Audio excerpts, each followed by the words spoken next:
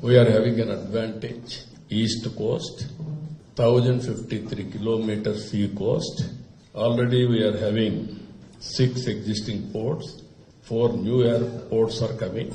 Every 50 kilometers, we are going to have one port hub and spoke model. And we are going to have 15 to 20 airports within an hour. We have to reach airport. We are having strong air base as on today. Visakhapatnam new airport is coming. By August, we are going to start that airport, international airport. And Vijayawada, one more airport, Rajahmundry, Tirupati. Like that, so many airports are there. Further, we are building airports. Roads, one of the best roads in Andhra Pradesh, national highways. Even rail cargo also we are connecting. Inland waterways, we are building in a big way. Ultimately, logistics cost will be the lowest in Andhra Pradesh. It will be a gateway for India to export from East Coast. This is going to happen in the near future.